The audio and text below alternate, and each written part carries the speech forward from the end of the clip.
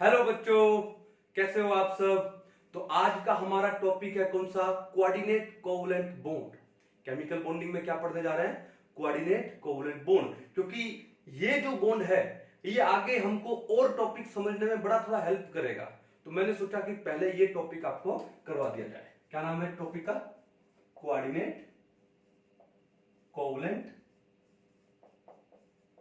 Bond. Coordinate covalent bond clear है? तो देखो, ये कोऑर्डिनेट कोवलेंट बॉन्ड एक्चुअली होता क्या है। देखो, कोवलेंट बॉन्ड हमने पढ़ा, तो कोवलेंट बॉन्ड में क्या होता है? It is formed by the mutual sharing of electron. जैसे मान लो मैं कोवलेंट बॉन्ड की बात कर रहा हूं कि हमारे पास एक एलिमेंट था ए और एक एलिमेंट था बी, और दोनों के पास एक एक इलेक्ट्रॉन था।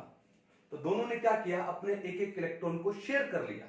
एक एक इलेक्ट्रॉन को क्या कर लिया? उन्होंने शेयर कर लिया। यानी कि एक बॉन्ड में, एक सिंगल सिग्मा बॉन्ड में कितने इलेक्ट्रॉन थे? दो।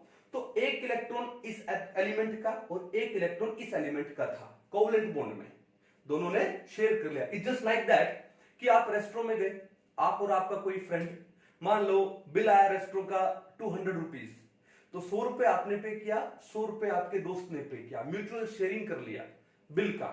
तो वो जो बॉन्ड फॉर्म हुआ that is known as covalent bond. उसको क्या बोलते हैं?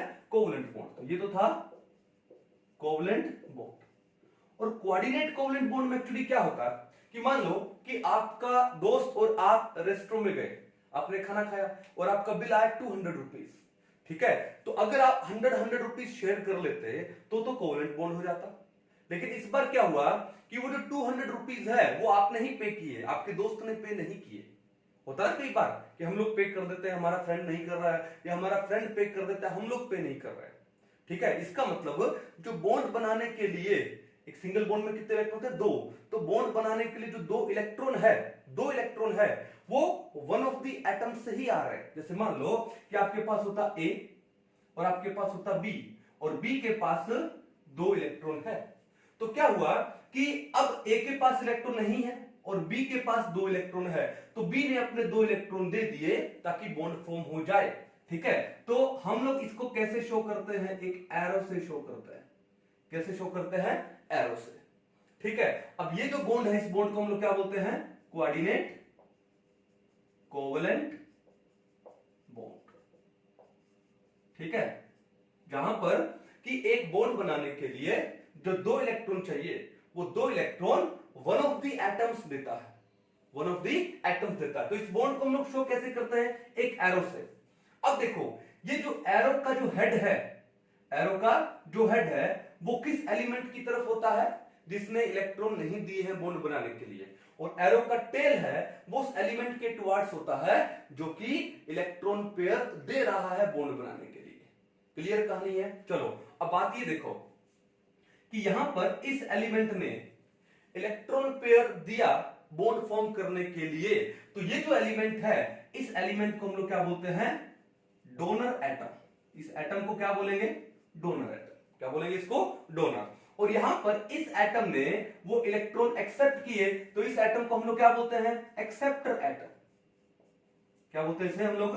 Acceptor atom. और इस एक्सेप्टर एटम और इस डोनर एटम के बीच में क्या बन गया? बॉन्ड। तो ये जो कोऑर्डिनेट कोवलेंट बॉन्ड है इसका एक दूसरा नाम भी है। क्या? इसको हम लोग बोलते हैं क्या? Donor acceptor bond. क्या बोलते हैं इसको हम लोग? डोनर एक्सेप्टर बॉन्ड भी बोलते हैं। या फिर इसका एक नाम और भी है, क्या? Dative bond. Dative bond. वैसे डेटिव को हिंदी में क्या बोलते हैं? दाता, देने वाला। अब यहां पर वन ऑफ द एलिमेंट है वो लोन पेयर या इलेक्ट्रॉन पेयर दे रहा है ना, इसलिए इसको हम लोग डेटिव बॉन्ड भी बोलते हैं। तो कोऑर्डिनेट कोवलेंट बॉन्ड या फिर डोनर एक्सेप्टर बॉन्ड या डेटिव बॉन्ड एक ही बात है। कहानी समझ आ गई? अब देखो, कुछ एक कंडीशन है कोऑर्डिनेट कोवलेंट बॉन्ड फॉर्म करने की। कुछ एक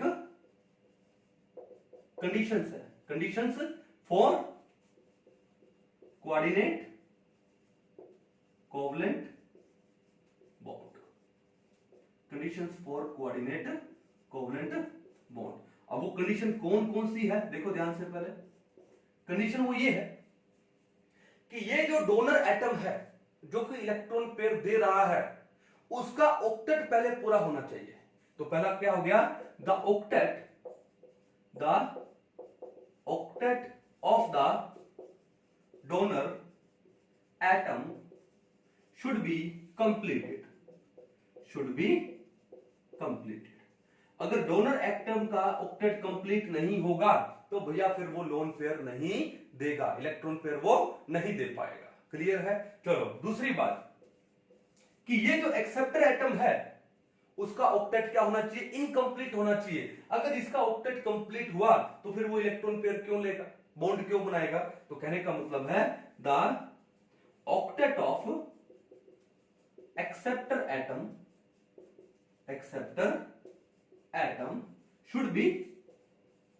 should be incomplete।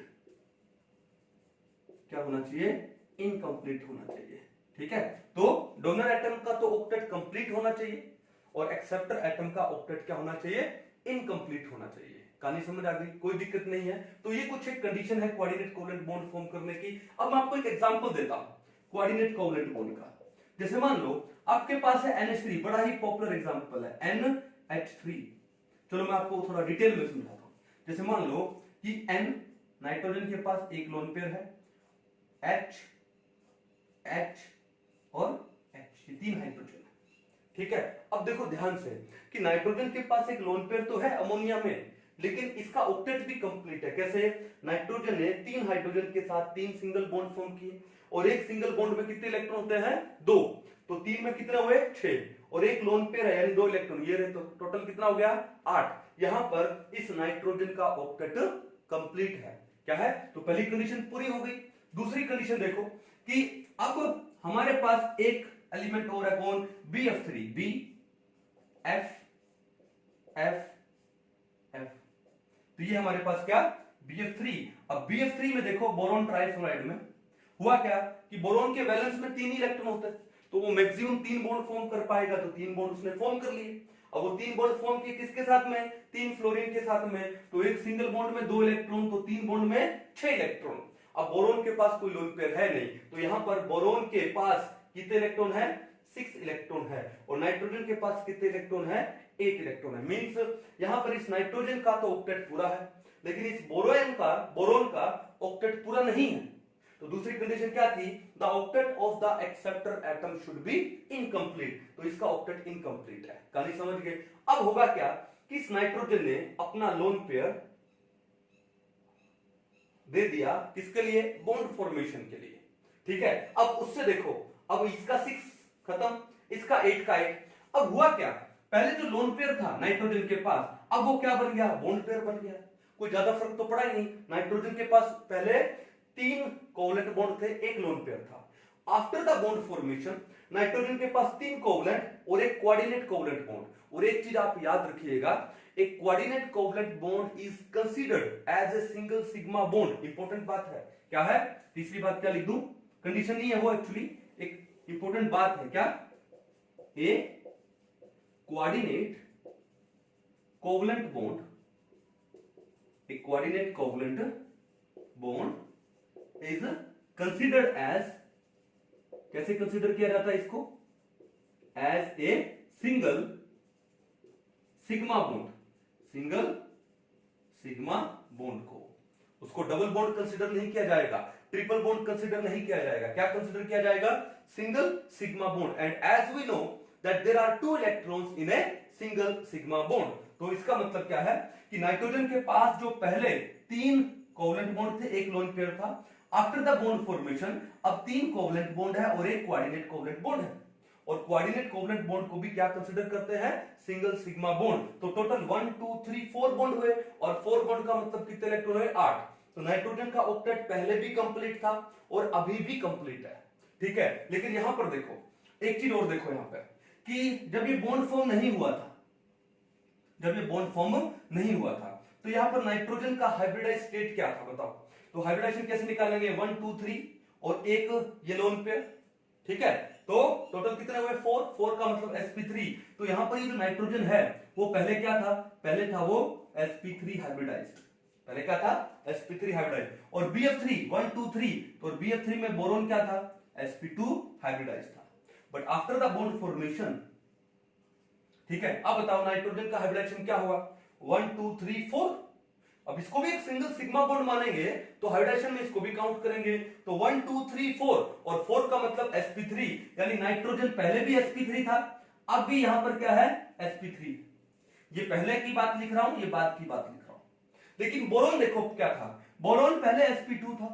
अब बोरोन के कितने बॉन्ड बने 1 2 3 और इसको भी काउंट करेंगे 4, इसको भी काउंट करेंगे 4, तो 4 का मतलब क्या हुआ sp3, तो बोरोन अब क्या हो गया sp3 हो गया। तो एक बार आईआईटी में क्वेश्चन ये आया हुआ है कि जब अमोनिया में नाइट्रोजन अपना लोन पेयर BF3 में बोरोन को देता है तो किसका हाइब्रिडाइज्ड स्टेट चेंज होता है और कैसे। तो किसका चेंज होगा, नाइट्रोजन का हाइब्रिडाइजेशन क्या है, एज इट इज है, there is no change in the hybridized state of nitrogen, ठीक है। बट यहां पे बोरोन की before the bond formation hybridization क्या था sp2 था, and after the bond formation क्या हो गया sp3, यानी जो बोरोन है वो sp2 से क्या हो गया sp3 हो गया। ये बात समझ आ गई। दूसरी बात, जब वो sp2 हाइब्रिडाइज था तो उसका जो ज्योमेट्री था वो क्या था ट्रिगनल प्लेनर, यानी वो पहले 2D था, पहले क्या था वो 2D ट्रिगनल प्लेनर ज्योमेट्री था इसका।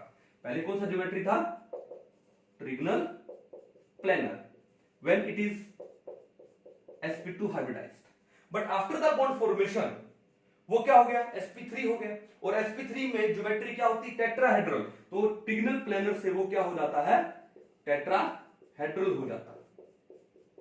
कौन हो जाता है, बोरोन की बात कर रहा हूं यहां पे मैं, BF3 की बात कर रहा हूं यहां पे मैं। तो BF3 था before the bond formation, due to sp2 hybridization the geometry was trigonal planar, but after the bond formation as the hybridized state is changed which is sp3, so the geometry is also changed which is a tetrahedron। तो बड़ा ही important है ये, समझ आया कहानी। तो एक काम कीजिए, पहले इसको एक बार अच्छे से आप नोट डाउन कर लो। तो आई होप आपको ये अच्छे से समझ आया होगा, है ना। तो इसको एक बार मिटा दिया जाए, क्योंकि कुछ एक एग्जाम्पल हम लोग पढ़ने वाले हैं किसके, डेटिव बॉन्ड के, ठीक है। तो कभी भी हम डेटिव बॉन्ड बोले, कोऑर्डिनेट कोवलेंट बॉन्ड बोले या डोनर एक्सेप्टर बॉन्ड बोले, एक ही बात है, ठीक है। चलो देखो कुछ एक एग्जांपल्स लेते हैं हम लोग। तो पहला एग्जांपल देखो क्या ले, तो सबसे पहले देखो ध्यान से, हम ले लें क्या H3O पॉजिटिव, क्या ले लें H3O पॉजिटिव। अब इस H3O पॉजिटिव को हम लोग बोलते हैं क्या हाइड्रोनियम आयन बोलते हैं, क्या बोलते हैं इसको हम लोग हाइड्रोनियम आयन। भाई कैटायन है ना, पॉजिटिव चार्ज आ गया तो कैटायन हो गया, तो इसको हम लोग क्या बोलते हैं हाइड्रोनियम आयन। अब देखो यहां पर हुआ क्या, यहां पर ये हुआ कि आपके पास वाटर मॉलिक्यूल है O H H, ठीक है, और ऑक्सीजन के पास कितने लोन पेयर हैं, दो, एक और एक, दो लोन पेयर। तो ये है वाटर मॉलिक्यूल। अब आपके पास एक है प्रोटॉन H पॉजिटिव, एक क्या है प्रोटॉन H पॉजिटिव। अब देखो ध्यान से कि क्या इस ऑक्सीजन का ऑक्टेट कंप्लीट है, बिल्कुल है, 1 2, दो तो बॉन्ड है यानी 4 इलेक्ट्रॉन, और दो लोन पेयर है यानी 4 इलेक्ट्रॉन ये हो गए, तो 4 और 4 कितने हो गए 8 इलेक्ट्रॉन हो गए। So the octet of this oxygen is completed. अब देखो यहां पे ये H पॉजिटिव है, H पॉजिटिव का मतलब प्रोटॉन, तो इसका मतलब वहां पर एक भी इलेक्ट्रॉन नहीं है। अब हाइड्रोजन का वैलेंस क्या होता है, डिप्लेट होता है, तो इसका वैलेंस क्या है, इनकम्प्लीट है। तो देखो ऑक्सीजन का जो वैलेंस है वो कंप्लीट है और हाइड्रोजन का वैलेंस इनकम्प्लीट है। तो उस कंडीशन में क्या होगा, ये जो ऑक्सीजन है ये अपना one of the lone pairs देगा किसके लिए, बॉन्ड फॉर्मेशन के लिए, किसके लिए, बॉन्ड फॉर्मेशन के लिए। तो इससे हुआ क्या कि अब देखो, अब इस हाइड्रोजन का बॉन्ड बन गया और एक बॉन्ड में इलेक्ट्रॉन कितने होते हैं, दो, यानी इसका ऑक्टेट क्या हो गया, कंप्लीट हो गया। क्या हो गया, कंप्लीट। तो अब ये देखो कंप्लीट तो हो गया, ठीक है, लेकिन बॉन्ड किस लिए, पॉजिटिव चार्ज किसके ऊपर आ गया। भाई जब इसके दो इलेक्ट्रॉन कंप्लीट हो गए तो उसके ऊपर पॉजिटिव थोड़ी रहेगा। जैसे मान लो देखो यहां पर क्या इस हाइड्रोजन पे पॉजिटिव है, नहीं है, क्यों, क्योंकि ये बॉन्डेड है, और बॉन्डेड होने का मतलब कितने हैं, दो इलेक्ट्रॉन है शेयरिंग वाले। तो वैसे अब ये क्या हो गया, हाइड्रोजन बॉन्डेड हो गया, और एक बोला मैंने कोऑर्डिनेट कोवलेंट बॉन्ड को हम लोग एक सिंगल सिग्मा बॉन्ड कंसीडर करते हैं, ठीक है। सो अब क्या होगा, after the bond formation the positive charge of hydrogen वो किसके ऊपर शिफ्ट होने वाला है, इस ऑक्सीजन के ऊपर शिफ्ट होने वाला है। किसके ऊपर शिफ्ट होने वाला है, ऑक्सीजन पे। तो अल्टीमेटली ये पॉजिटिव चार्ज किसके ऊपर आ जाएगा, ऑक्सीजन पे, ठीक है। या फिर हम इसको ऐसे भी लिख सकते हैं, ब्रैकेट लगा दो और बाहर लिख दो पॉजिटिव चार्ज। क्या लिख दो बाहर? Positive charge. कहानी समझ आ गई? तो इसको हम लोग अल्टीमेटली बोलेंगे क्या? H कितने हैं? 1 2 3, H3O और पॉजिटिव। क्लियर है? तो H3O पॉजिटिव में आपके पास एक डेटिव बॉन्ड है। कहानी समझ गए? चलो दूसरा एग्जांपल देखो क्या है। दूसरा एग्जांपल है NH4 पॉजिटिव आयन। ठीक है, अब NH4 पॉजिटिव को हम लोग क्या बोलते हैं? अमोनियम आयन बोलते हैं। क्या बोलते हैं इसको हम लोग? Ammonium ion. तो अमोनियम आयन में क्या केस था? देखो यहां पे कि नाइट्रोजन है and there is a lone pair on nitrogen and 3 hydrogens are connected to this nitrogen by covalent bond. ये तो है। और उसके बाद क्या है? एक H पॉजिटिव प्रोटॉन आया। तो अब देखो इस नाइट्रोजन का 1 2 3 बॉन्ड 6 इलेक्ट्रॉन और 2 इलेक्ट्रॉन, ये ऑक्टेट कंप्लीट है। लेकिन इस हाइड्रोजन का ड्यूप्लेट भी कंप्लीट नहीं है। तो क्या होगा कि ये नाइट्रोजन अपना लोन पेयर दे देगा किसको? इस हाइड्रोजन को, प्रोटॉन को, by coordinate covalent bond. Clear है? नाउ अब देखो ये हाइड्रोजन बॉन्डेड हो गया। ये हाइड्रोजन क्या हो गया? बॉन्डेड हो गया। अब बॉन्डेड जैसे ये हाइड्रोजन बॉन्डेड है तो इसके ऊपर कोई चार्ज नहीं है, तो वैसे अब इसके ऊपर भी कोई चार्ज नहीं आएगा। तो ये पॉजिटिव चार्ज शिफ्ट हो जाएगा कहां पे? ये पॉजिटिव चार्ज कहां शिफ्ट हो गया? इस नाइट्रोजन की ओर शिफ्ट हो गया ना। मैं सिर्फ ये दिखा रहा हूं आपको, है ना। ठीक है, तो हम इसको कैसे लिख देंगे? हम इसको ये पॉजिटिव हटा देंगे, ठीक है, ब्रैकेट लगा देंगे और क्या लगा देंगे? पॉजिटिव। ये पॉजिटिव चार्ज किसके ऊपर है? नाइट्रोजन के ऊपर है। तो इसको हम लोग क्या बोलते हैं? अमोनियम आयन बोलते हैं। सो अमोनियम आयन में भी एक कोऑर्डिनेट कोवेलेंट बॉन्ड है। ठीक है, तो देखो एग्जाम में क्वेश्चन क्या आता है, देखो मैं इसी से बता देता हूं। कई बार आपके एग्जाम में ऐसे क्वेश्चन आता है, which among the following contains covalent bond, coordinate covalent bond as well as ionic bond. तो देखो यहां पर आपको एक एग्जांपल दिया जाएगा, जैसे मान लो NH4Cl है। क्या नाम है इसका? Ammonium chloride. क्या नाम है इसका? Ammonium chloride. ठीक है, तो देखो अमोनियम क्लोराइड में एक्चुअली है क्या? देखो अमोनियम तो आपने देख लिया, N H H H H और चार्ज कौन सा है? पॉजिटिव, और Cl नेगेटिव।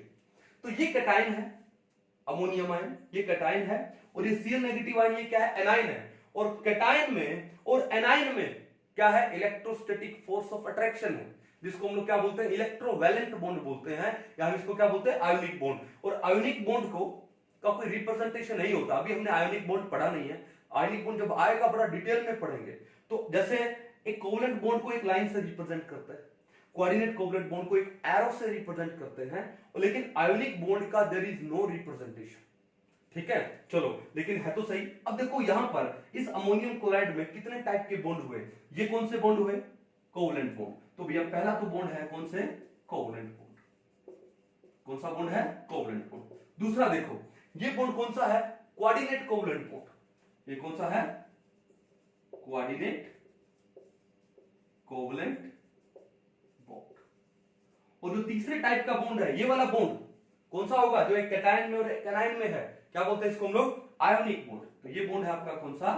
Ionic bond. तो अमोनियम क्लोराइड में तीनों टाइप के bond, covalent bond, coordinate covalent bond और आयोनिक बॉन्ड प्रेजेंट होते हैं। समझ जाओगे कहानी?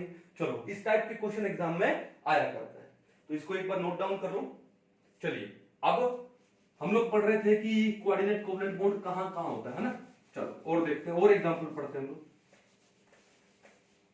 ठीक है, तो ध्यान से देखो, अभी नंबर 3 पे आ जाता है। नंबर 3 पे क्या है? हमारे पास है क्या? HCl। अब इस HCl को हम लोग क्या बोलते हैं? Hydrocyanic acid. क्या बोलते हैं इसको? हाइड्रोसाइनिक एसिड या फिर hydrogen cyanide. It is the only cyanide which is an acid. Acid कौन होता है? जो H पॉजिटिव देते हैं, जो प्रोटॉन देता है। तो this is the only side जो प्रोटॉन देगा, ओनली साइनाइड जो प्रोटॉन देगा। क्या बोलेंगे इसको? Hydrocyanic acid. एक वीक एसिड होता है, इसका जो पीके वैल्यू है वो 9.73 होता है। अब ये पीके वैल्यू क्या होता है, कैसे होता है, आपका एक चैप्टर आएगा कौन सा? इक्विलिब्रियम। कौन सा आएगा? इक्विलिब्रियम। बड़ा डिटेल में पढ़ेंगे उसको। ठीक है, चलो अब देखो HCl में क्या है? आपका सेंट्रल एटम कौन है? कार्बन है यहाँ पे, और कार्बन के साथ कौन लगा है? हाइड्रोजन लगा है। ठीक है, अब उसके बाद क्या है कि हाइड्रोजन तो लग गया, ट्रिपल बॉन्ड के साथ कौन लग गया? नाइट्रोजन लग गया। ट्रिपल बॉन्ड के साथ कौन लग गया? नाइट्रोजन। अब देखो ध्यान से, इस कार्बन का 1 2 3 4 ऑक्टेट पूरा है। इस नाइट्रोजन का 1 2 3 बॉन्ड ये रहे यानी 6 इलेक्ट्रॉन और एक लोन पेयर ये रहा यानी 8 इलेक्ट्रॉन पूरा है। और इस हाइड्रोजन का ड्यूप्लेट पूरा है। तो यहां पर सिर्फ एक ही टाइप का बॉन्ड है, कौन सा? Covalent bond. देखो कोवलेंट बॉन्ड सिंगल भी होता है, डबल भी होता है, ट्रिपल भी होता है। तो ट्रिपल कोवलेंट बॉन्ड में क्या होगा? एक सिग्मा 2 पाई होंगे। तो यहां पर इस HCl में सिर्फ और सिर्फ क्या है? कोवलेंट बॉन्ड है। सिर्फ और सिर्फ क्या है? Covalent bond. लेकिन हम लोग तो पढ़ रहे हैं किसके बारे में?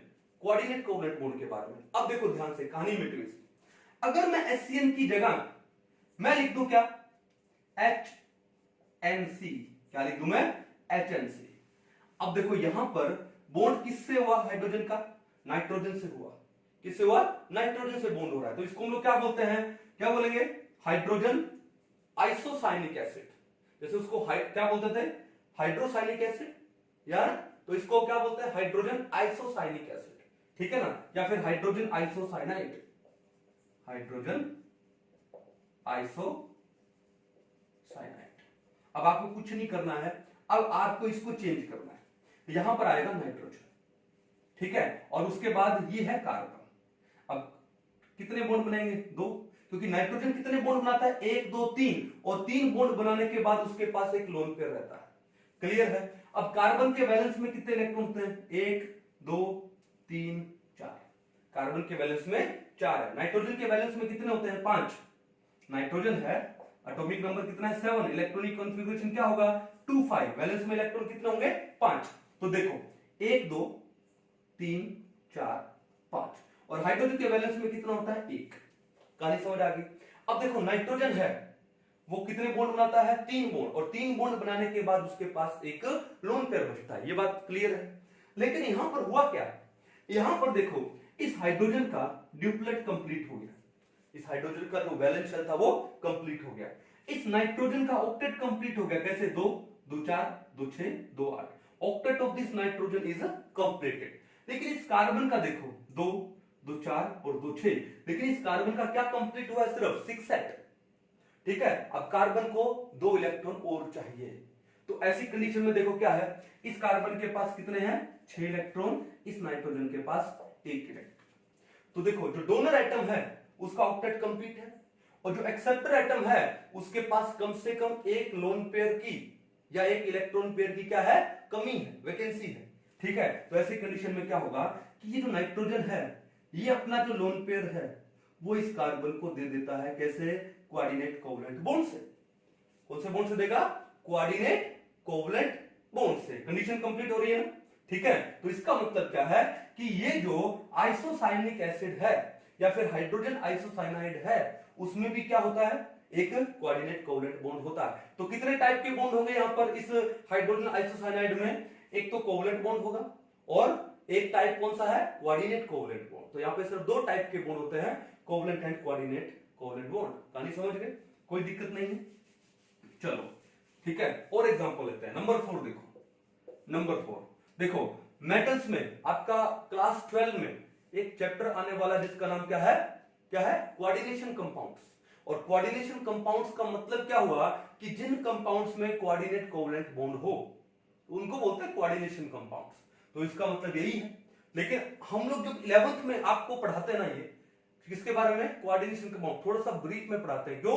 क्योंकि कोऑर्डिनेशन कंपाउंड बहुत बड़ा चैप्टर है, बड़ा डिटेल है उसके अंदर, और बड़ा एंटरटेनिंग चैप्टर है, मजेदार चैप्टर है, ठीक है। लेकिन मैं आपको कुछ एक एग्जांपल बताता हूं, ठीक है। चलो, if you are a medical student तो आपको एक चीज पता होना चाहिए कि एक एंटी कैंसर एजेंट होता है। एंटी, बड़ा इंपॉर्टेंट क्वेश्चन डिस्कस कर रहा हूं मैं, ये कई बार एग्जाम में आ चुका है। एक एंटी कैंसर एजेंट होता है, ठीक है। ओके, इसको हम लोग एंटी कैंसर एजेंट बोलो या फिर क्या बोलो? Anti tumour agent. और इसका नाम क्या होता है? सिस्प्लेटिन। क्या नाम है इसका? सिस्प्लेटिन। सिस का मतलब क्या है कि same group on the same side. अब ये सिस्प्लेटिन एक्चुअली है क्या? देखो ध्यान से, सिस्प्लेटिन का मतलब क्या है? पीटी, प्लेटिनम है, ओके। और उसके बाद 2 तो लगे हैं क्या? NH3। देखा कि ये जो अमोनिया है उसमें नाइट्रोजन ने अपना लोन पेयर डोनेट किया है किसको? प्लेटिनम को। मेटल को। क्यों? क्योंकि मेटल्स क्या होते हैं? इलेक्ट्रोपॉजिटिव होते हैं, उनके पास वैलेंस में डी ऑर्बिटल्स खाली पड़े हैं, so they can accept a lone pair. ठीक है, चलो अब उसके बाद देखो ध्यान से, एक साइड से और NH3 है, ठीक है, उस NH3 ने अपना लोन पेयर दे दिया, तो दोनों NH3 एक ही साइड से लगे। चलो इसी तरह क्लोरीन Cl नेगेटिव, अब Cl नेगेटिव का मतलब क्लोरीन के पास टोटल कितने लोन पेयर हुए? 4 लोन पेयर हुए। कितने लोन? क्लोरीन के बैलेंस में कितने इलेक्ट्रॉन होते हैं? 7 होते हैं। Cl नेगेटिव कर दूं यानी एक इलेक्ट्रॉन और आ गया, 7 से कितने हो गए? 8। 8 का मतलब कितने लोन पेयर हुए? 4। ठीक है, तो ये लोन पेयर समझ जाओगे, इसको दिखाने की मेरे को जरूरत है नहीं शायद, आई थिंक। तो क्लोरीन ने अपना एक लोन पेयर डोनेट कर दिया, एक क्लोरीन ने अपना लोन पेयर और डोनेट किया है। ठीक है, तो देखा कि दोनों के दोनों अमोनिया एक ही साइड से, दोनों के दोनों क्लोरीन एक ही साइड से, तो कौन सी फॉर्म हो गई है? Cis form. तो ये जो एग्जांपल है इसको हम लोग क्या बोलते हैं? सिस्प्लैटिन बोलते हैं। क्या बोलते हैं? Cisplatin. It is an anti cancer agent, और you can say it is an anti tumour agent. Coordination compound का ये टॉपिक है, लेकिन यहां पर देखो कौन सा बॉन्ड दिख रहा है आपको? यहां पे कोऑर्डिनेट कोवलेंट बॉन्ड दिख रहा है। यहां पर इस अमोनिया ने अपना लोन पेयर डोनेट किया है मेटल को, और मेटल को लोन पेयर डोनेट करने की क्या जरूरत पड़ी? क्योंकि जो मेटल्स हैं उनके पास वैलेंस में डी ऑर्बिटल्स हैं, वो या तो पार्शियली फिल्ड होते हैं, ठीक है, या कईयों में क्या होता है कि इनकम्प्लीट होते हैं। ठीक है, तो they can accept a lone pair in their d orbitals. ठीक है, तो यहां पर मेटल ने लोन पेयर को एक्सेप्ट कर लिया। क्लियर है? तो यहां पर इनको हम लोग क्या बोलते हैं? Coordinate bond in metals. ठीक है, समझ जाओगे। और एग्जांपल ले सकते हैं हम इसके, जैसे मान लो नंबर 4 पे आते हैं। ठीक है, और इसके एग्जांपल लेने से पहले, ठीक है, मैं एक एग्जांपल पे और भी चलता हूं। जैसे मान लो आपको दे दिया जाए क्या? KNO3। क्या है ये? KNO3, potassium nitrate. क्या नाम है इसका? Potassium nitrate. ठीक है, तो if you are a chemistry lover तो मेरे को बताइए कि इसका कॉमन नेम क्या होता है? पोटेशियम नाइट्रेट का कॉमन नेम क्या होता है? बताओ, सोचो, दिमाग लगाओ। ठीक है, तो इसका कॉमन नेम क्या होता है? Indian salt Peter. क्या नेम होता है इसका? Indian salt Peter. ठीक है, एक होता है NaNO3, सोडियम नाइट्रेट, उसको हम लोग क्या बोलते हैं? Chile saltpetre. एक कंट्री है चाइल, CHILE, वहां पर ज्यादा होता है, इसको हम लोग चाइल सॉल्ट पीटर, चिली कंट्री का नाम ही चिली बोलते हैं एक्चुअली, है ना, चिली सॉल्ट पीटर भी बोलते हैं। तो इंडियन सॉल्ट पीटर कौन सा? KNO3। बारूद, बारूद जानते हो ना, दिवाली का टाइम आने वाला है, पटाखों में जो बारूद होता है, उस बारूद में क्या होता है? पोटेशियम नाइट्रेट होता है। क्या होता है? तो मैं बोल दूं कि जो पोटेशियम नाइट्रेट है it is N explosive compound. कौन सा कंपाउंड होता है? एक्सप्लोसिव। अब देखो यहां पर है क्या कि ये है K पॉजिटिव और NO3 नेगेटिव। अब देखो यहां पे K पॉजिटिव NO3 नेगेटिव, ये कैटाइन, ये एनाइन, ये कैटाइन है और ये एनाइन है। तो बताओ इनके बीच में पहला बॉन्ड कौन सा हुआ? आयोनिक बॉन्ड हुआ। कौन सा बॉन्ड हुआ? Ionic bond. ठीक है, ये लो, एक बॉन्ड है वो कौन सा है? Ionic bond. फिर आते हैं हम लोग किसके ऊपर? NO3 negative. NO3 नेगेटिव को क्या बोले? Nitrate ion. क्या बोले? Nitrate ion. तो अगर आप नाइट्रेट आयन का स्ट्रक्चर बनाओगे तो कैसे बनेगा? देखो ये नाइट्रोजन है, ठीक है, अब उसके बाद देखो क्या है, 3 ऑक्सीजन है और एक नेगेटिव चार्ज है। और मैंने आपको भली भांति बताया था कि अगर ऑक्सीजन हो, नेगेटिव चार्ज हो, इसका मतलब there is one oxygen which is singly bonded and having a negative charge। तो एक ऑक्सीजन को दिखा दो क्या? सिंगली बॉन्डेड और नेगेटिव चार्ज। नेगेटिव चार्ज का मतलब ऑक्सीजन के पास कितने लोन पेयर होते हैं? 3। अब देखो ऑक्सीजन का ऑक्टेट कंप्लीट है, 2 2 4 2 6 इलेक्ट्रॉन और एक ये बॉन्ड पेयर ऑफ इलेक्ट्रॉन, यानी 2 ये हो गए, यानी 8 इलेक्ट्रॉन हो गए। चलो उसके बाद देखो क्या होगा कि एक बॉन्ड है वो क्या होगा? डबल बॉन्ड होगा। डबल बॉन्डेड ऑक्सीजन हो तो कितने लोन पेयर होते हैं? 2 लोन पेयर होते हैं। ठीक है, अब देखो नाइट्रोजन के पास वैलेंस में 1 2 3 4 5, नाइट्रोजन के पास वैलेंस में कितने इलेक्ट्रॉन होते हैं? 5 होते हैं। अब हमारे पास एक ऑक्सीजन और बचा, ठीक है, और ऑक्सीजन के वैलेंस में इलेक्ट्रॉन कितने? 6, 1 2 3 4 5 6। अब क्या किया जाए कि नाइट्रोजन है वो 5 बॉन्ड तो बना नहीं सकता, क्योंकि उसकी कोवैलेंसी कितनी होती है? 4 ही होती है। Maximum covalency of nitrogen is 4, क्योंकि उसके वैलेंस में सिर्फ 4 ही ऑर्बिटल है, एक 2s ऑर्बिटल है और 3 2p ऑर्बिटल है। तो इन दैट कंडीशन ये नाइट्रोजन है, पहले देखो क्या नाइट्रोजन का ऑक्टेट पूरा है? ध्यान से देखो, इस नाइट्रोजन का ऑक्टेट पूरा कैसे 2 2 4 2 6 2 8, ठीक है। क्या इस ऑक्सीजन का ऑक्टेट पूरा है? नहीं, 2 2 4 2 6, वैलेंस में सिर्फ 6 इलेक्ट्रॉन है। तो हमारी कोऑर्डिनेट कोवलेंट बॉन्ड की कंडीशन क्या थी कि जो डोनर एटम है उसका ऑक्टेट कंप्लीट होना चाहिए और जो एक्सेप्टर एटम है उसका ऑक्टेट इनकम्प्लीट होना चाहिए, इतना कि वो कम से कम एक इलेक्ट्रॉन पेयर को तो एक्सेप्ट कर सके।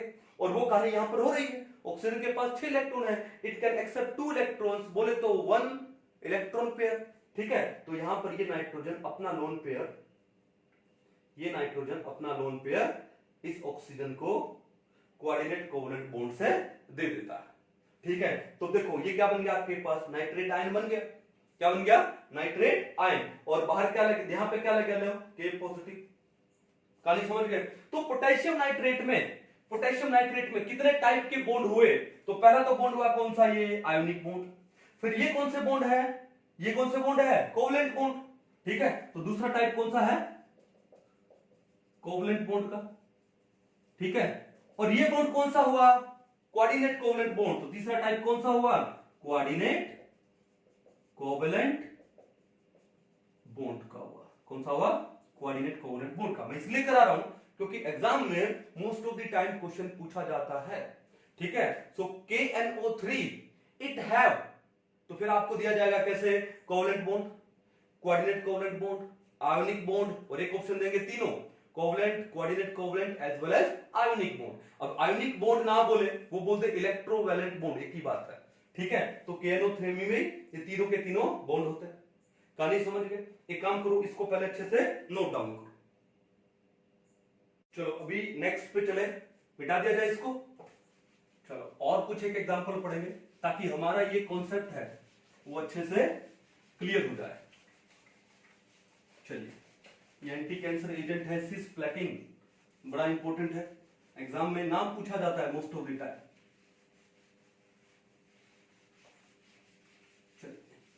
नेक्स्ट देखो कि मैंने आपको नाइट्रोजन के कुछ एक ऑक्साइड का स्ट्रक्चर बताया था, नाइट्रोजन के कुछ एक ऑक्साइड, जैसे मान लो नेक्स्ट एग्जांपल क्या हो गया, N2। अब N2 को हम लोग क्या बोलते हैं? Nitrous oxide. क्या बोलते हैं हम इसको? Nitrous oxide. और इसका एक नाम और भी है, क्या? Laughing gas. क्या नाम है? Laughing gas. आपने एक मूवी देखा होगा जिसका नाम था क्या? हाउसफुल पार्ट 1 था, है ना।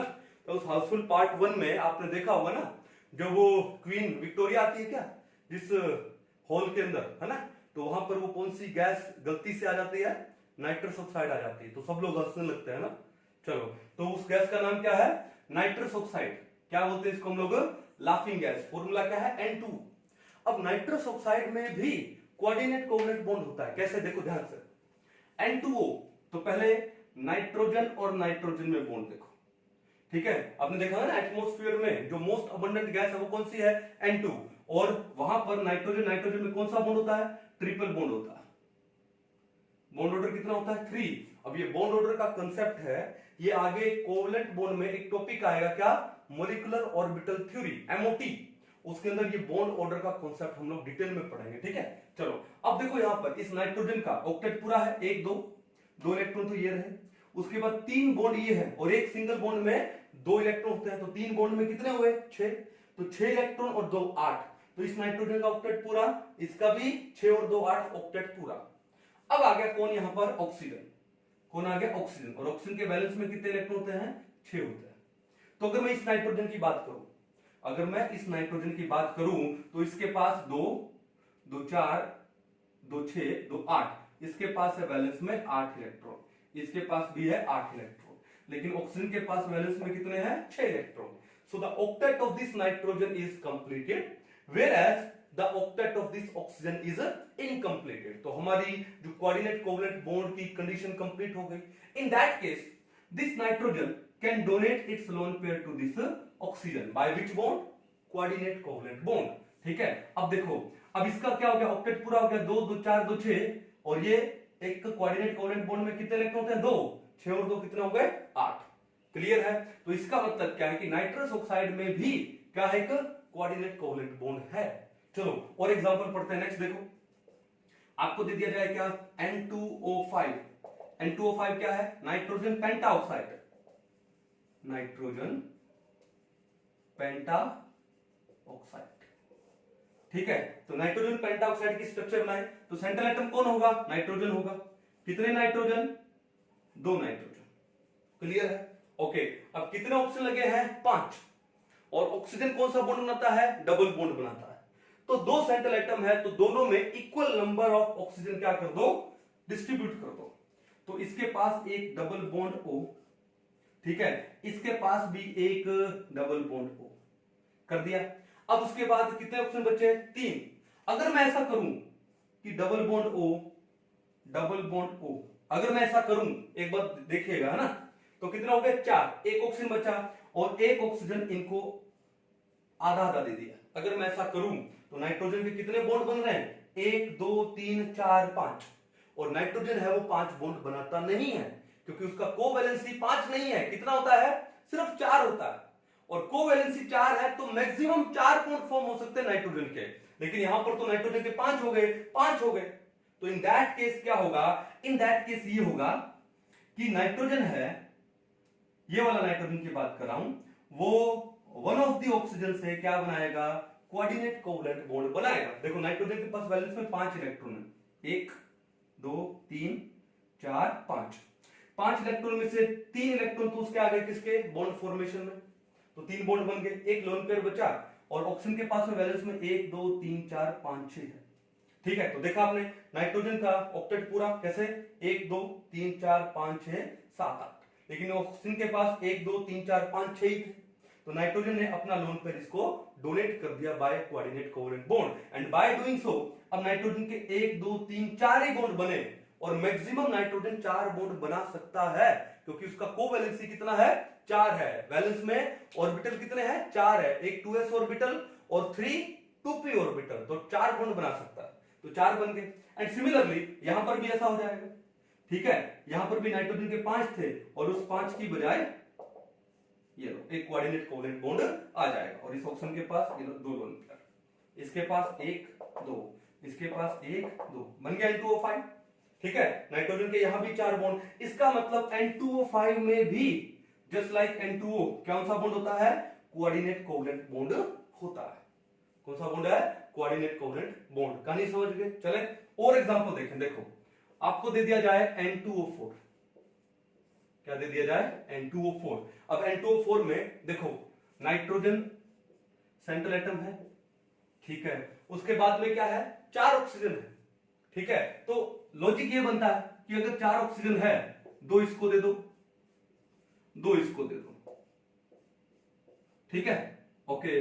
अब फिर क्या होगा? नाइट्रोजन के पास 1 2 3 4 5 इलेक्ट्रॉन वैलेंस में, 1 2 3 4 5 वैलेंस में, फिर इनको आपस में जोड़ दो। ऐसा लॉजिक होना चाहिए था, बट बाय डूइंग सो देखो नाइट्रोजन के कितने बॉन्ड बने? 1 2 3 4 5, इसके भी 5, लेकिन नाइट्रोजन तो 5 बॉन्ड बनाता नहीं। तो इन दैट कंडीशन क्या काम करोगे? ये काम करेंगे कैसे कि वन ऑफ दी ऑक्सीजन के साथ में, ठीक है, कौन सा बॉन्ड फॉर्म करोगे? डेटिव बॉन्ड फॉर्म करोगे। ठीक है, यहां पे डबल हो गया। ओके, यहां पर वन ऑफ दी ऑक्सीजन के साथ में डेटिव बॉन्ड फॉर्म हो जाएगा। कौन सा बॉन्ड फॉर्म हो जाएगा? डेटिव बॉन्ड हो गया। तो ये हो गया आपका N2O4 का स्ट्रक्चर। अब नाइट्रोजन के कितने बॉन्ड हुए? 1 2 3 4, और 4 बॉन्ड बना सकता है। 1 2 3 4, 4 बॉन्ड बना सकता है। क्लियर है? कोई दिक्कत नहीं है। तो ये है आपका कौन सा? N2O4। कर लोगे? चलो और एग्जांपल है क्या इसके? ठीक है, और एग्जांपल देखो क्या है। मान लो आपको दे दिया जाए क्या? Na3PO4, क्या नाम है इसका? Sodium phosphate. क्या नाम है इसका? Sodium phosphate. ठीक है, और आपसे पूछा जाए कि सोडियम फॉस्फेट में कितने टाइप के बॉन्ड है, वो भी हम लोग डिस्कस करने वाले हैं। तो पहले तो देखो कि डिसोसिएट होकर ये क्या देगा? ये देगा 3Na पॉजिटिव और एक PO4 3 नेगेटिव देगा। तो देखो ये कैटायन है, ये एनायन है, तो पहला टाइप का बॉन्ड कौन सा होगा? Ionic bond. पहला टाइप का बॉन्ड कौन सा है इसमें? Ionic bond. ठीक है, कोई दिक्कत नहीं। फिर अब किसका स्ट्रक्चर बनाना हमको? फॉस्फेट आयन का। ठीक है, और फॉस्फेट आयन में सेंट्रल एटम कौन है? फास्फोरस है। कौन है? फास्फोरस। कितने ऑक्सीजन है? 4, और कितने नेगेटिव चार्ज है 3। ऑक्सीजन हो और नेगेटिव चार्ज, इसका मतलब क्या है कि ऑक्सीजन सिंगली बॉन्डेड है विद ए नेगेटिव चार्ज, लेकिन यहां पर तो 3 नेगेटिव है, तो एक काम करो O O O, ठीक है, और इनको क्या दिखा दो नेगेटिव। और ऑक्सीजन जब नेगेटिव चार्ज होती है कितने लोन पेयर होते हैं 3, 1 2 3 नेगेटिव, हो गया। अब क्या बचा, एक ऑक्सीजन और बचा, और वो हम लोग कैसे दिखाते थे, डबल बॉन्ड से ऐसे दिखाते थे। हो गया फॉस्फेट आयन का स्ट्रक्चर। लेकिन यहां पर देखो इस फॉस्फोरस के 1 2 3 4 5 बॉन्ड बन रहे हैं, और 5 बॉन्ड का मतलब 10 इलेक्ट्रॉन। तो एक रूल हमने पढ़ा था कौन सा, ऑक्टेट रूल, तो ये ऑक्टेट रूल को क्या कर गया, वायोलेट कर गया। तो according to the octet rule क्या हो जाएगा कि यहां पर डबल बॉन्ड नहीं लगा करके, यहां पे डबल बॉन्ड नहीं लगा करके हम लोग क्या लगा देते हैं, डेटिव बॉन्ड लगा देते हैं। क्या लगा देते हैं, डेटिव बॉन्ड। अब इस फास्फोरस का 1 2 3 4 बॉन्ड बोले तो 8 इलेक्ट्रॉन हो गए, ऑक्टेट पूरा हो गया, ठीक है। O नेगेटिव है तो यहां पर क्या लग जाएगा, Na positive, O negative Na positive, O negative Na positive. तो यहां पर अब बताओ ये सोडियम फॉस्फेट का स्ट्रक्चर हुआ।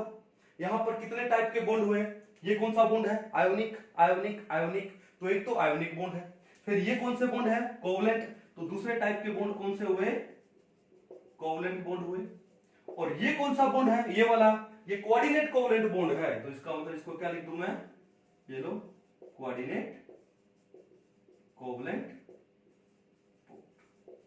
तो इसका मतलब सोडियम फॉस्फेट में भी तीनों टाइप के बॉन्ड होते हैं, आयोनिक बॉन्ड भी है, कोवलेंट बॉन्ड भी है, कोऑर्डिनेट कोवलेंट बॉन्ड भी है। समझ जाओगे, क्लियर है। चलो एक एग्जांपल और करते हैं, कहां लिखे, यहां लिख दूं। एक एग्जांपल है क्या, KCl, क्या है, पोटेशियम साइनाइड, ठीक है, ओके। अब KCl नहीं करने वाला हूं मैं, क्या करने वाला हूं, KNC, क्या नाम है इसका, पोटेशियम आइसोसाइनेट, क्या है ये, पोटेशियम आइसोसाइनाइड। तो स्ट्रक्चर कैसे बनाएंगे, तो पहले तो देखो ये डिसोसिएट होके देगा क्या, ये आपको देगा क्या, K पॉजिटिव और NC नेगेटिव।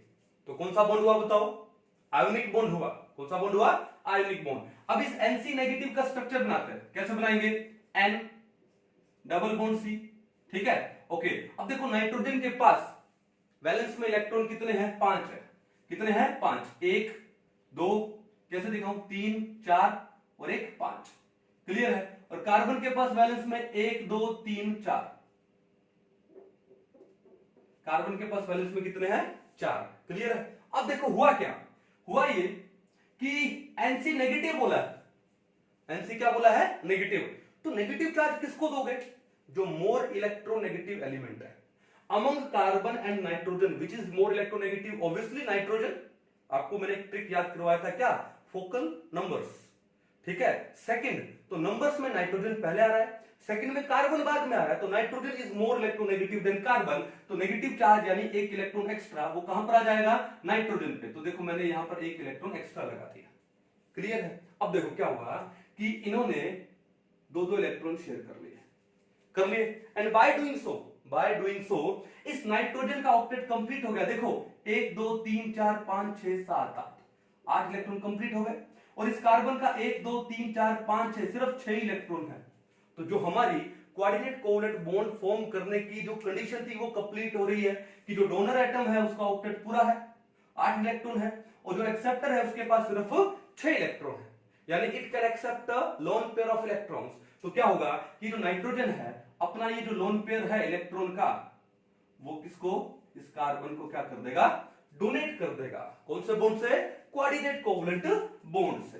कौन से बॉन्ड से, कोऑर्डिनेट कोवलेंट बॉन्ड से। ये बात समझ आ गई, कोई दिक्कत नहीं है। और यहां पर क्या लिख दोगे, यहां पर क्या लगा दोगे, K पॉजिटिव। और ये NC एक इलेक्ट्रॉन था, एक एक्स्ट्रा आया है, तो नाइट्रोजन पे नेगेटिव चार्ज हो गया स्ट्रक्चर। अब देखो यहां से ध्यान से, ये कौन सा बॉन्ड हुआ, ये बॉन्ड हुआ कौन सा, आयोनिक, ठीक है। फिर ये डबल बॉन्ड है, डबल बॉन्ड किसका टाइप है, कोवलेंट बॉन्ड का। एक सिग्मा होता है, एक पाई होता है उसमें, तो इसका मतलब एक यहां पे कोवलेंट बॉन्ड भी प्रेजेंट है। फिर ये कौन सा बॉन्ड हुआ, कोऑर्डिनेट कोवलेंट बॉन्ड। ये कौन सा बॉन्ड प्रेजेंट हुआ, कोऑर्डिनेट कोवलेंट बॉन्ड। इसका मतलब क्या है कि जो पोटेशियम आइसोसाइनाइड है उसमें भी ionic bond, covalent bond, coordinate covalent bond तीनों के तीनों प्रेजेंट होता है। क्लियर है? देखो जितने ज्यादा हम लोग एग्जांपल पढ़ेंगे, ठीक है, उतना ही हमारा प्रैक्टिस शानदार होगा। मैं आपको कितने एग्जांपल बता सकता हूं? 2 बता सकता हूं, 4, 10 ये बता सकता हूं, लेकिन आपकी अब ये क्या है, रिस्पॉन्सिबिलिटी है कि आपको जिस भी बुक में जितने भी एग्जांपल मिले सबका स्ट्रक्चर बना बना के देखो कि अगर आपको स्ट्रक्चर बनाना आ गया तो केमिकल बॉन्डिंग लगभग 50% आ गया। क्लियर है? तो एक काम करो, इसको पहले अच्छे से नोट डाउन करो। चलो कुछ एक एग्जांपल और हम लोग डिस्कस करते हैं, ठीक है? बिठा दिया जाए।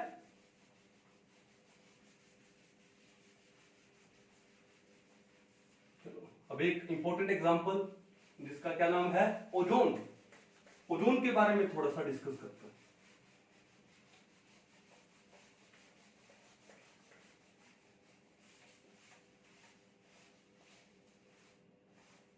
ठीक है, चलो किसका एग्जांपल है? नेक्स्ट देखो, ओजोन। बताओ ओजोन का फॉर्मूला क्या है? O3। ओजोन में भी कोऑर्डिनेट कोवलेंट बॉन्ड होता है। कैसे? देखो कितने ऑक्सीजन है? 3। तो एक काम करते हैं, 1 ऑक्सीजन, 2 ऑक्सीजन, 3 ऑक्सीजन, तीनों को मैंने लीनियर बना लिया। देखते हैं कि ये लीनियर स्ट्रक्चर होगा कि नहीं होगा। ठीक है, इससे हमारा एक क्वेश्चन और भी सोल्व हो जाएगा, that the structure of ozone is, क्या shape of ozone is, shape कैसा है, लीनियर है, बेंट है, क्या है, वो देखते हैं हम लोग, है ना, निकालेंगे। अब देखो क्या है कि 3 ऑक्सीजन है और हर एक ऑक्सीजन के पास वैलेंस में इलेक्ट्रॉन कितने हैं? 6 है। कितने हैं? 6। तो देखो ध्यान से, 1 2 3 4 5 6। इस ऑक्सीजन के पास 1 2 3 4 5 6। ओके, और इसके पास भी बना दो क्या कि 1 2 3 4 5 6।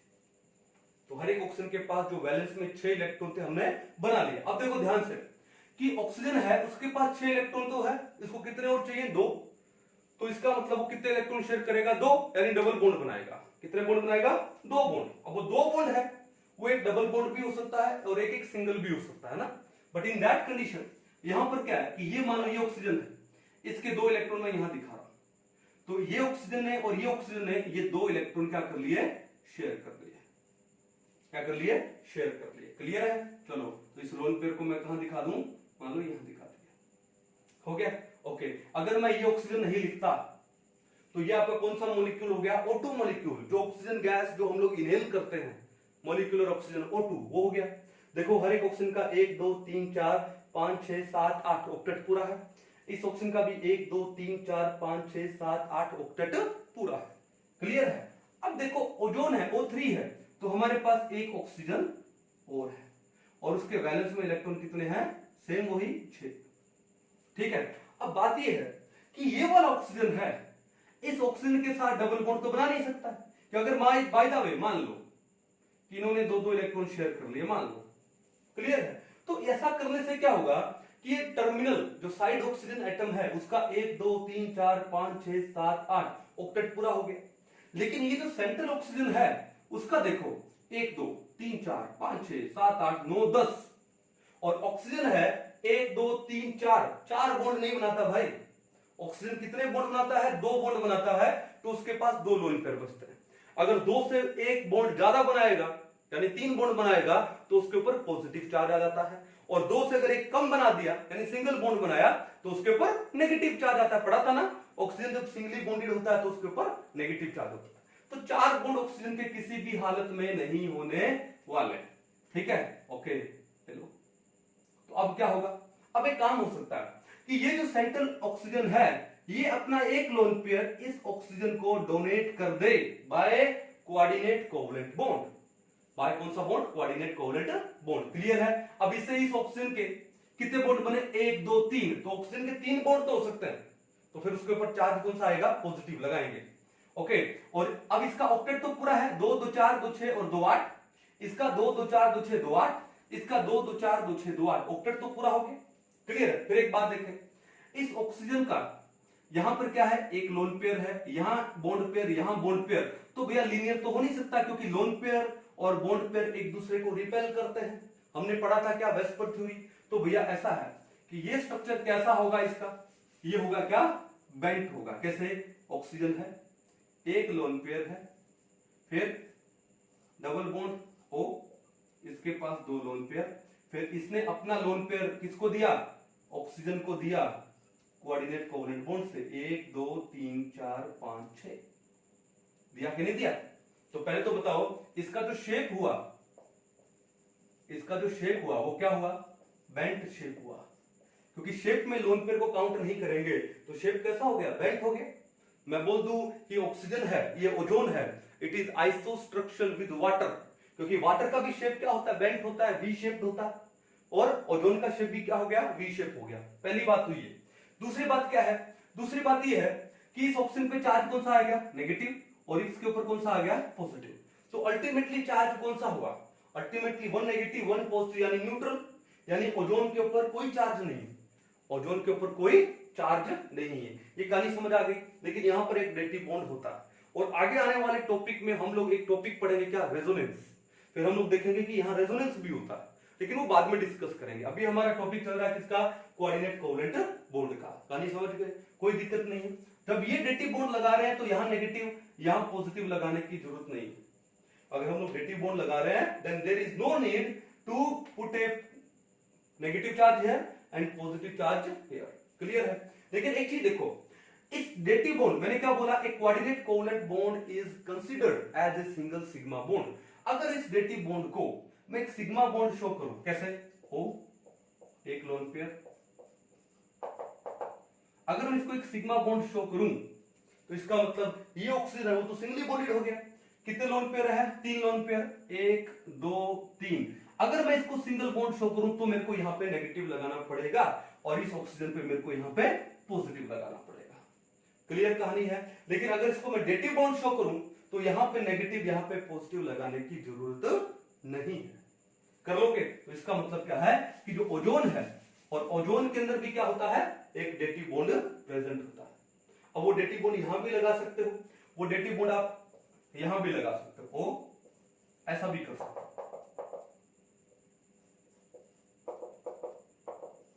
ठीक है, दोनों एक जैसी स्ट्रक्चर है। ठीक है, तो जब ये रेजोनेंस का कॉन्सेप्ट आएगा तब इसको और डिटेल में स्टडी करेंगे। अभी तो कोऑर्डिनेट कोवलेंट बॉन्ड का ही कॉन्सेप्ट था। ये तो क्या था हमारा, ओजोन। ठीक है, तो इसको एक बार नोट डाउन करो। चलो, अब उसके बाद में एक बड़ा ही इंपॉर्टेंट एग्जांपल है, ठीक है, वो डिस्कस करने वाला हूं।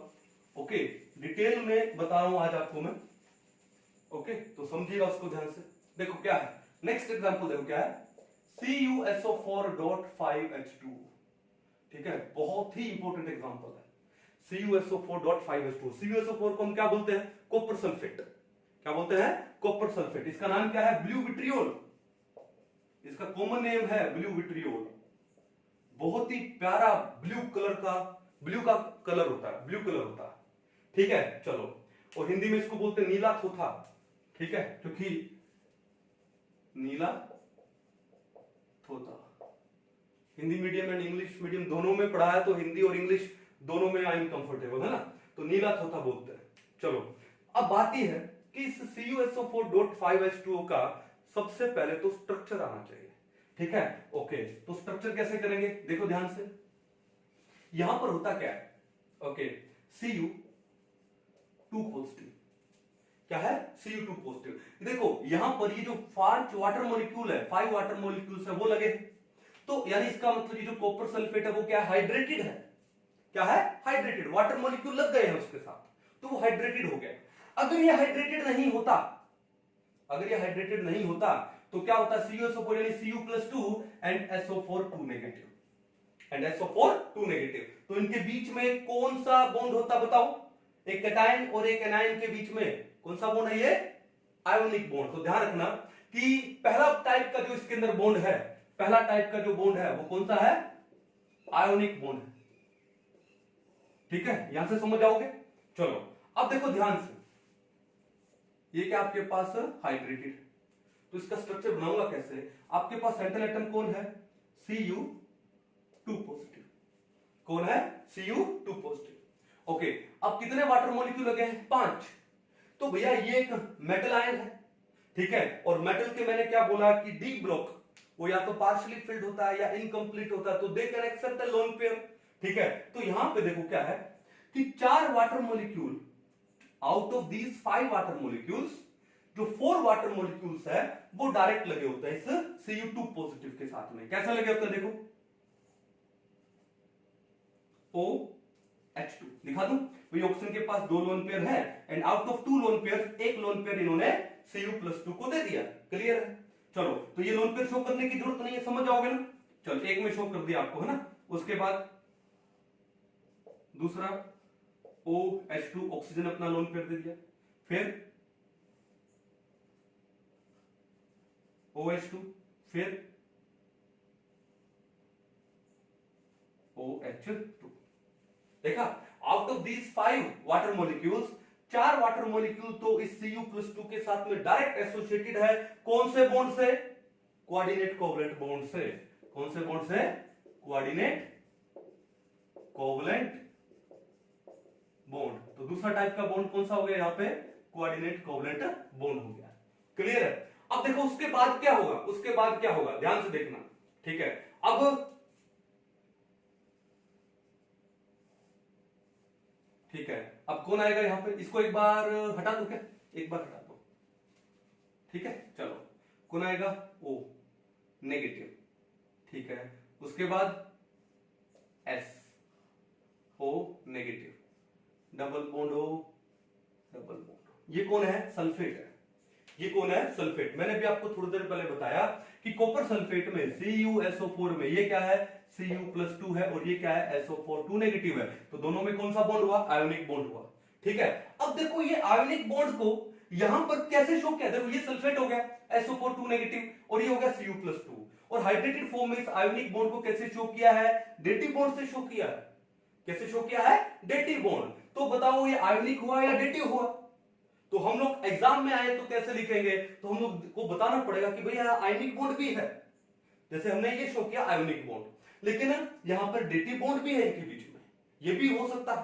क्लियर है? चलो, तो देखो ध्यान से, तो ये बनाया हम लोगों ने, फिर नीचे भी बना दो क्या, सेम वही। कैसे? नीचे कैसे? O negative, S O negative, double bond O।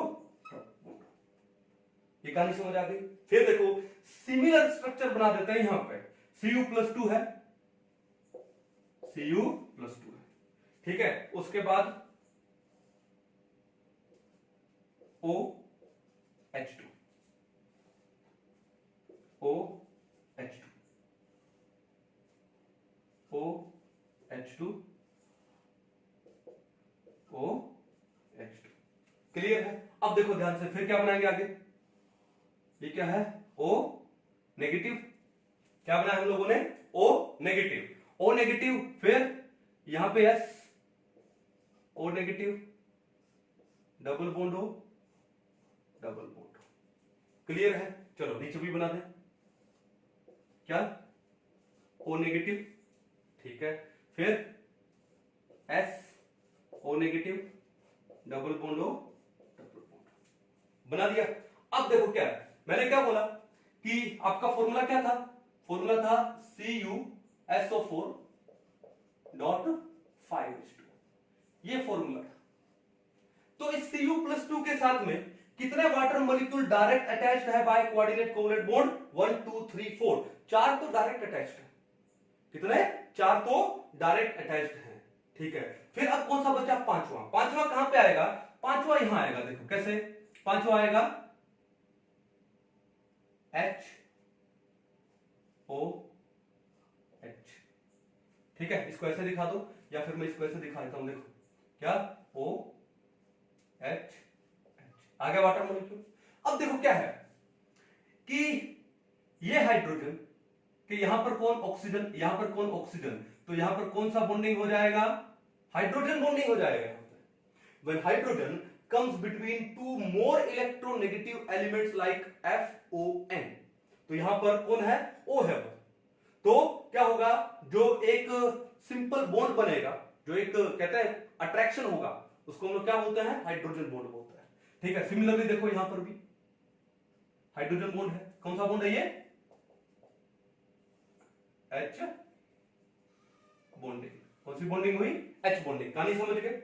Simple बात यहां पर भी देख लो कि यहां पर क्या कि एच एच ओ, यहां पर भी देखो इनके बीच में ये कौन सा बॉन्ड हो गया? कौन सा बॉन्ड हो गया? ये बॉन्ड हो गया क्या? Hydrogen bond. कौन सी बॉन्डिंग होगी? Hydrogen bonding. अब ये बॉन्डिंग कौन सी है? ये है कोऑर्डिनेट कोवलेंट। ये बॉन्ड कौन सा है? ये bond coordinate covalent, coordinate covalent, coordinate coordinate covalent. ये भी कौन सा हो गया? कोऑर्डिनेट कोवलेंट हो गया। क्लियर है कहानी? इसका मतलब आपके पास एक तो आयोनिक बॉन्ड है, एक कोऑर्डिनेट कोवलेंट बॉन्ड है। एक बात बताओ, इस सल्फेट में, इस सल्फर और ऑक्सीजन में ये कौन सा बॉन्ड है? Covalent bond, covalent bond, covalent bond, covalent bond. यानी एक टाइप का जो बॉन्ड है वो कौन सा है? कोवलेंट बॉन्ड भी प्रेजेंट है यहां पे। कौन सा बॉन्ड प्रेजेंट है? Covalent bond. ठीक है, और ये कौन सा बॉन्ड प्रेजेंट है यहां पे? कौन सा? Hydrogen bonding. तो आपके पास यहां पर एच बॉन्डिंग भी प्रेजेंट है। तो चार टाइप के बॉन्ड प्रेजेंट है, ionic bond, coordinate covalent bond, covalent bond और हाइड्रोजन बॉन्डिंग। तो ये जो CuSO4.5H2O है, इसको हम लोग लिखते कैसे? आपके नीट में या जेईई मेंस में पूरा स्ट्रक्चर नहीं आने वाला, क्योंकि ये तो बहुत डिटेल में बताया। आपसे पूछेगा कि जो CuSO4.5H2O उसको एग्जैक्टली कैसे रिप्रेजेंट करते हैं। तो देखो कैसे रिप्रेजेंट करेंगे। ठीक है, CuSO4.4H2O, फिर लगाएंगे स्क्वायर ब्रैकेट और बाहर एक वाटर मॉलिक्यूल। कैसे? कि देखो कि एक्चुअल में इस Cu+2 के साथ कितने वाटर मॉलिक्यूल लगे हैं? 4। तो 4 वाटर मॉलिक्यूल दिखा है। और क्या लगा साथ में? सल्फेट लगा, तो सल्फेट दिखा दिया। और जो एक वाटर मॉलिक्यूल है, एक वाटर मॉलिक्यूल वो कॉपर के साथ तो नहीं लगा, वो बाहर लगा सल्फेट के साथ में बाय हाइड्रोजन बॉन्डिंग, तो उसको हमने बाहर शो कर दिया। तो ये बड़ा ही इंपॉर्टेंट एग्जांपल है कि जो कॉपर सल्फेट .5H2O है उसका जो एग्जैक्ट फॉर्मूला क्या है? CuSO4.4H2O और बाहर एक वाटर मॉलिक्यूल। अब फिर देखो कि सर एक बात बताओ कि सर Cu के साथ में, Cu2 पॉजिटिव के साथ में तो आपने 2 सल्फेट दिखा दिए और वहां पर सिर्फ आप एक ही सल्फेट दिखा रहे हो। पॉइंट तो बनता है ना? देखो Cu2 पॉजिटिव के साथ कितने सल्फेट अटैच दिखाए? 2। तो अब देखो इसको कैसे करते हैं। देखो कि सल्फेट में हमारे पास 2 ऑक्सीजन थे नेगेटिवली चार्ज वाले, और वो भी सिंगली बॉन्डेड वाले, जिसमें से एक O नेगेटिव इस कॉपर के साथ में जुड़ा है। तो भैया जो दूसरा O नेगेटिव है वो किसी दूसरे कॉपर के साथ जुड़ेगा।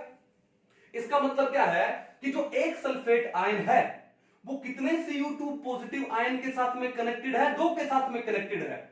ये लो कितने के साथ? 2। तो मैं क्या ये बोल सकता हूं कि अगर एक सल्फेट 2 Cu2 पॉजिटिव के साथ में कनेक्टेड है तो एक Cu पॉजिटिव को कितना सल्फेट का पार्ट मिला? हाफ मिला। कितना मिला? हाफ। तो हाफ तो यहां से और हाफ यहां से, तो हाफ और हाफ कितना हो गया? 1 हो गया। तभी तो इस Cu2 पॉजिटिव के साथ में हमने क्या लगाया? एक सल्फेट लगाया।